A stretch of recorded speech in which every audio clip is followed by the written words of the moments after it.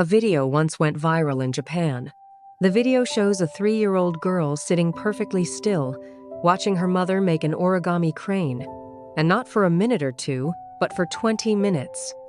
During this long time, she did not touch an iPad, did not eat any food. There was not even the slightest restlessness in her.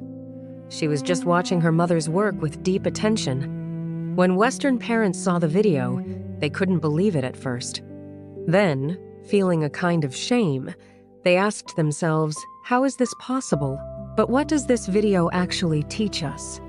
It's not just a special quality of a child. It's a reflection of a remarkable development that occurs in their brains before the age of 5. A development that neuroscience can now explain step by step. Before we get into the main discussion, we want to make one thing clear.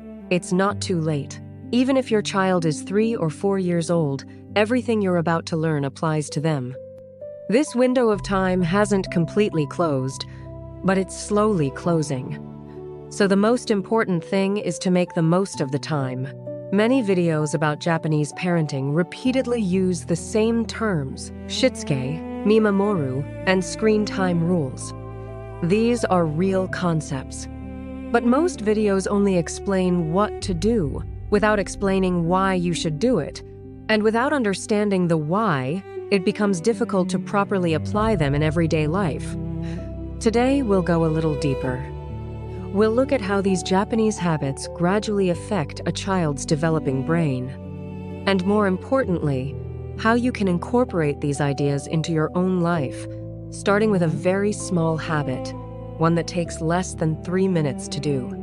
You can think of your child's brain before the age of 5 like wet cement. Every experience, every word, and every bit of care leaves a deep imprint. However, the cement is not fully hardened. Rather, this period is best understood as the brain's most sensitive stage of development. This is not a metaphor. It is a matter of biology. The first 5 years of life are the most rapid period of brain development, when its architecture is formed and countless neural connections are made. Japanese parents, not just because of culture, but because of a deep understanding that has been passed down through generations, use this crucial time very consciously.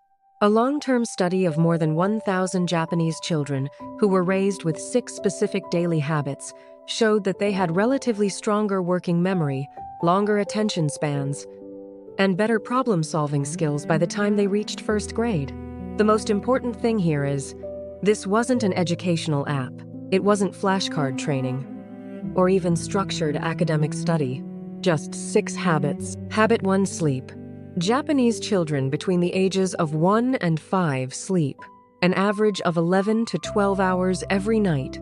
It's not something that happens occasionally, rather, it is a consistent part of their daily routine. Research from Osaka University has shown that during deep sleep, the hippocampus helps transform the information learned during the day into long-term memory. When sleep duration decreases, this process can be disrupted, meaning that newly learned information may not become fully consolidated. This is why sleep is viewed not just as rest, but as an essential part of learning and development. Starting tonight, you can try one small change, gradually moving bedtime a little earlier in order to build a more stable sleep routine. Habit 2: nature. In many Japanese preschools, children are regularly encouraged to play outside because movement and outdoor exposure help with learning, attention, and emotional regulation. Researchers at Kyoto University have found that spending time in nature can reduce stress, while long-term stress may negatively affect a child's brain development. That's why outdoor play in early childhood is seen as more than just entertainment. It's also important for the brain. Try this tonight. Spend 20 minutes outside after dinner. No specific activity is needed, just let them explore and observe the world around them in their own way. Habit 3: screens. MRI scans of children exposed to more than 4 hours of daily screen time show reduced white matter density in language and literacy regions of the brain. These aren't theoretical risks, these are structural changes visible on a scanner. Japanese children under 3 have 0 screen exposure. Ages 3 to 6, 30 minutes maximum. The American average for that same age group, 4 to 6 hours per day. Do this tonight. Don't eliminate screens cold. Just push the first exposure 30 minutes later every day this week. Habit 4. Sensory play. Playing with clay, water, and sand helps a child's sensory development, hand movement, and problem-solving skills. When a child creates something using real materials, they are simultaneously using sight, touch, movement, and thinking. Neuroscientists call this integrated learning. The neural networks formed this way are much stronger and more adaptable than the connections created through passive screen viewing. So today, place a bowl of water and a few cups on the kitchen floor and let them play freely in their own way. For your young child, this is a kind of neurological gym. Habit 5. Real conversation. It's not just the amount of words a child hears, but how much direct and reciprocal interaction they have that's much more important for a child's language and brain development. Face-to-face communication is more effective than phone calls, TV, or background noise for a child's learning, language, and self-regulation. Japanese parents often call this oyako no jikan, parent-child time. Try to spend at least 15 minutes just sitting with your child today. Ask them what they're seeing, thinking, or feeling, and wait for their answer. Habit 6. Mimamoru. Productive struggle. Mimamoru means not leaving the child completely alone, but observing from a safe distance.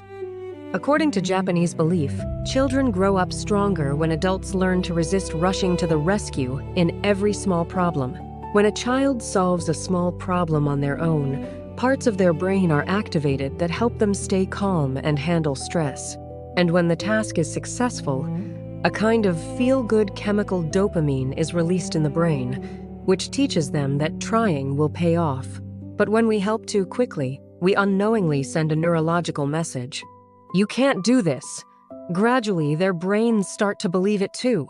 So if your child gets stuck on a safe task, wait 10 seconds before jumping in and see what they do.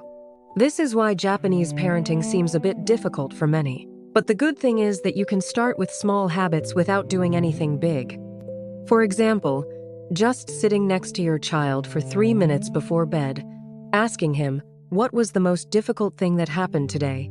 Then patiently listening to his answer. Then asking how he handled it.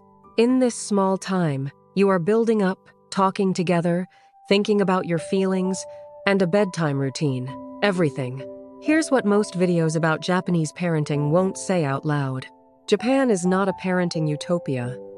The same culture that produces extraordinarily focused children also has some of the world's highest rates of adolescent school anxiety and a well-documented phenomenon called hikikomori, where young people withdraw entirely from social life. The pressure that arrives after age 6 can quietly undo everything built before it. The lesson isn't to copy Japan. It's to borrow the neuroscience, the hardware, while keeping your own values, your own culture, your own family. These 6 habits aren't about raising a perfect Japanese child. They're about giving your child the strongest possible neurological foundation before that cement starts to harden. Borrow the hardware. Keep your own software. 6 habits, built into the smallest moments of an ordinary day, yet the impact on your child's brain is anything but small. But today was just the foundation. Next week, we're going deeper into the one Japanese habit that raises emotionally unbreakable children. No punishment, no pressure, just one quiet practice most Western parents have never heard of. Trust me, you don't want to miss this one. Hit subscribe so it finds you the moment it drops. And before you go, comment a number, 1 through 6. Which habit felt hardest for you? I read every single one, and your answers shape what comes next. See you next week.